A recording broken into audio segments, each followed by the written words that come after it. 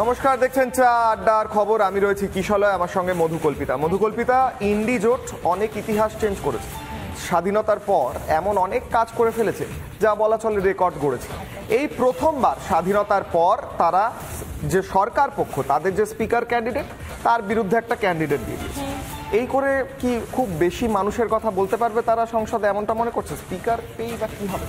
আর সব থেকে বড় প্রশ্ন হলো কিশলয়, এই যে তুমি পুরো পরিস্থিতিটা বললে, এই পরিস্থিতি নিয়ে ইন্ডি জোটের অন্দরেই তো একটা কোন্দল দেখা যাচ্ছে, এবং সেটা আমি বা তুমি আমরা কেউ অভিযোগ করছি না। সেই ছবিটা রিপাবলিক বাংলায় আমরা দেখিয়েছি। শুধুমাত্র সংসদ নয়, পুরো দেশ জুড়ে কিন্তু সেই ছবিটা আলোড়ন ফেলেছে। কোন ছবি, কি বৃত্তান্ত, এই সমস্ত কিছু নিয়ে আজকের চা আড্ডার খবর শুরু করবো। তবে শুরুতেই একটা বিশেষ রিপোর্ট দেখাই আপনাদের।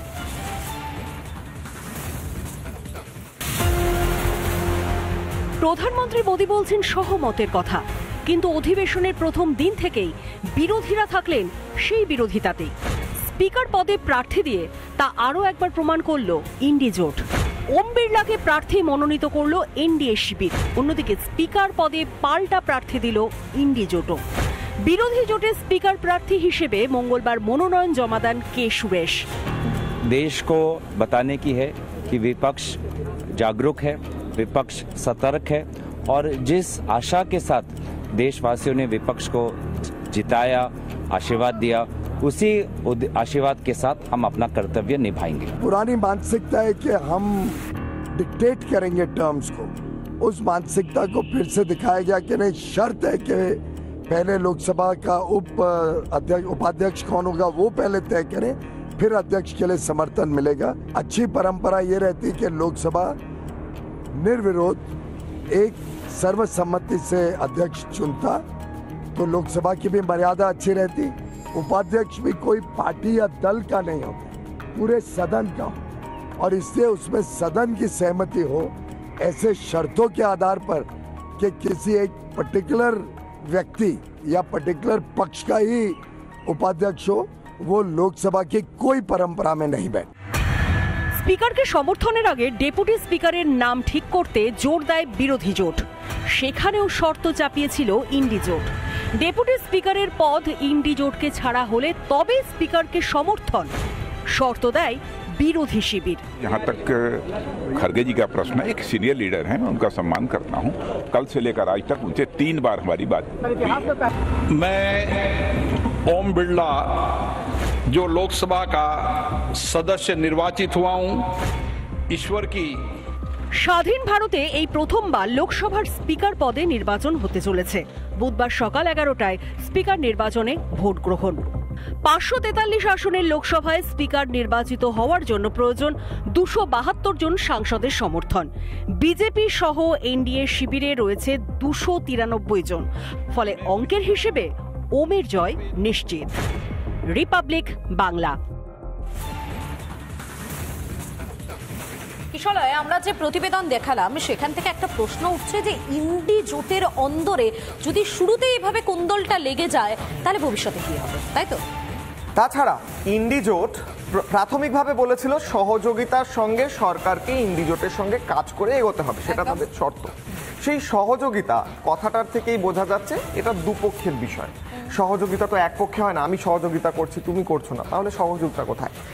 যেখানে ইন্ডি জোট একদম শুরুতেই স্পিকার নির্বাচনে অসহযোগিতার পথেই হাঁটছে, সেখানে প্রশ্ন উঠছে বাকি যখন বিল পাস হবে, অন্যান্য বিল আসবে, আইন আসবে, তখন সেই বিলগুলো কিভাবে পাস হবে? আমার তোমার টাকায় তৈরি হওয়া সংসদ এবং আমার তোমার টাকায় যারা মাইনে পায় সাংসদরা, তারা কি শুধুমাত্র একে অপরের বিরুদ্ধে ইগোর লড়াই, অসহযোগিতা করতেই সংসদে গেছে? এটাই তো প্রশ্ন। একদম। এবং এই প্রশ্নটা রেখে আজকে আমরা চা আড্ডার খবর, এই যে তর্ক বিতর্ক, সেই তর্ক বিতর্ক শুরু করব।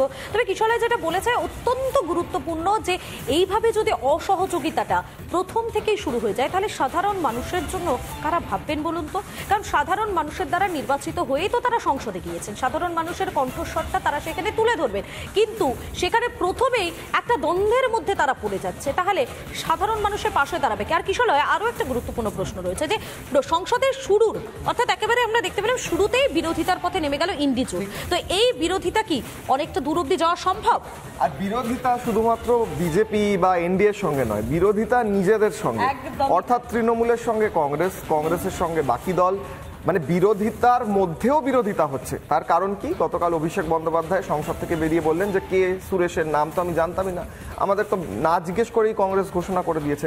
অর্থাৎ এখানে দাঁড়িয়ে দেখা যাচ্ছে যে অসহযোগিতা সরকার পক্ষের সঙ্গে তো হয়েছেই, ইন্ডিজোটের মধ্যেও বিষয় আশয় ঠিক নেই একেবারে। আর এখানেই তো প্রশ্ন উঠছে, যদি ইন্ডিজোটের মধ্যে প্রথম থেকে এভাবে বিরোধ থাকে, প্রথম থেকে একবারে সংসদের সামনে দাঁড়িয়ে তৃণমূল কংগ্রেসের সাংসদ অভিষেক বন্দ্যোপাধ্যায় তিনি দাঁড়িয়ে দাঁড়িয়ে বলছেন যে তিনি জানেন না এই বিষয়। একবার শোনাই তো আপনাদের কি বলেছিলেন গতকাল অভিষেক বন্দ্যোপাধ্যায়, একবার শুনুন।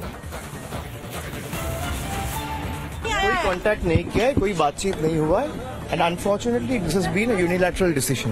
कोई कांटेक्ट नहीं किया है, कोई बातचीत नहीं हुआ है and unfortunately this has been a unilateral decision. Abhishek Bandyopadhyay বলছেন যে এক পক্ষ ডিসিশন হয়েছে, অর্থাৎ কংগ্রেস এই সিদ্ধান্ত নিয়েছে, আমরা জানতামই না। এই অভিষেক বন্দ্যোপাধ্যায় আবার যখন ভোটের রেজাল্ট বেরোলো তিনি গেছিলেন, অনেক বৈঠক হয়, ম্যারাথন বৈঠক। ইন্ডিজোট তো প্রায় সরকার গড়েই ফেলেছিল, অলমোস্ট ছুঁয়ে ফেলেছিল, কিন্তু হলো না সেই সরকার। ইন্ডিজোট এই মুহূর্তে ভাবছে তারা স্পিকারও হয়তো চয়ন করে ফেলতে পারবে, কারণ তারা যদি প্রার্থী দিয়েছে স্পিকার পদে, তার মানে তারা জয়ের আশাও করছে। তার মানে কি এইবার বিরোধী পক্ষের স্পিকার হতে চলেছে? কিন্তু বিরোধী পক্ষের স্পিকার হলেও কিশলয়, যেভাবে বিরোধী পক্ষের মধ্যে থেকে বিরোধিতা উঠে আসছে, তাহলে সেটা কি মানে বলে না কথায় আছে যে সেটাকে কি সামলানো সম্ভব? টালমাটাল হয়ে যাবে না তো কোথাও গিয়ে? আর এই টালমাটাল পরিস্থিতি হলে সেটার প্রভাব কোথাও গিয়ে দেশের সাধারণ মানুষের উপর পড়বে না তো কিশলয়? এবং এই নিয়ে আজকে আমরা চারটা আর এই খবর শুরু করব। আমাদের সঙ্গে যারা যারা অতিথিরা রয়েছেন তাদের প্রত্যেকের সঙ্গে কথা বলবো। রয়েছেন কারা কারা কিশলয়, একবার আমরা এই মুহূর্তে আমাদের সঙ্গে রয়েছেন ডক্টর অর্চনা মজুমদার, বিজেপি মুখপাত্র, রয়েছেন রাজাগোপাল ধর চক্রবর্তী, রাজনৈতিক বিশ্লেষক, এবং তার সঙ্গে রয়েছেন সুকান্ত ঘোষ, অধ্যাপক। প্রথমেই আমি ডক্টর অর্চনা মজুমদারের কাছে যাব। ম্যাডাম, আপনি এইটা কি মনে করছেন যে ইন্ডিজোটের তরফ থেকে তারা প্রথমে দাবি করেছিল ডেপুটি স্পিকার পদটা তাদের দিতে হবে, এরপর তারা যখন সেই পদ পেল না বললো তাহলে আমরা স্পিকার পদেই লড়াই করব, তাহলে কি ডেপুটি স্পিকার পদটা তো দিয়েই দেওয়া যেত, মানে না দেওয়ারই বা কি রয়েছে? দেখুন, সত্যি কথা বলতে কি 10 বছর পরে সত্যিকারের বিরোধিতা করার একটা সুযোগ ইন্ডিজোট পেয়েছে। সুতরাং ওই নতুন বউয়ের সারাদিন নাকছাবি দেখার মতো 24 ঘন্টা দরকার হোক আর না হোক তারা একটা সবসময়ই একটা বিরোধ করার কথা ভেবে থাকেন। এক সেকেন্ড, একেবারে বিরোধ করার কথা তারা ভেবে থাকেন। হ্যাঁ, তো এখন যেটা দাঁড়িয়েছে, মানে আমরা দেখেছি তৃণমূলের এমপি সৌগত রায়, তাকে বলা হয়েছে আপনাদের এজেন্ডা কি, দলের ইয়ে কি, বলছে যা বলবে নরেন্দ্র মোদী অমিত শাহ তার উল্টোটা করব, সেটা লাগুক না লাগুক আমাদের কাজটাই হলো বিরোধিতা করা। তো সংসদ চালানো, ভারতের উন্নয়নে সংসদে যে কোটি কোটি টাকা খরচা হয়ে যে দেশের জন্য নীতি আসে, নির্ধারণ হয়, বাজেট হয়, উন্নয়ন হয়, মানুষের কথা ভাবা হয়, সেই সব কিছু না। কি করে বিরোধ করব, কি করে স্থগিত করব, উন্নয়নকে বন্ধ করব, মোদীকে চলতে দেব না, এই যদি এজেন্ডা হয়, এটাই যদি এজেন্ডা হয়, সেই মুহূর্তে দাঁড়িয়ে বিরোধীরা অত্যন্ত, মানে আজকে দেখুন 293 জন এনডিএ সাংসদ, তার সঙ্গে 4 জন আরো আছেন কংগ্রেসের, আর ওরা হলো 200, কত কম, মানে ভোট করাটা নিরর্থক, এটা অর্থ অপচয়, সময় অপচয়। অথচ তারপরে প্রথমবার এটা হচ্ছে, তাও ওরা কংগ্রেস বলছে তৃণমূলকে মতামত না নিয়ে ওদের সুরেশের নাম বলে দেওয়া হয়েছে। এই যে আজকে বিরোধী আসনে দাঁড়িয়ে বিরোধিতাটা তো ইন্ডিজোটের মধ্যেও রয়েছে। আমি আবারও আসবো অর্চনা দি আপনার কাছে।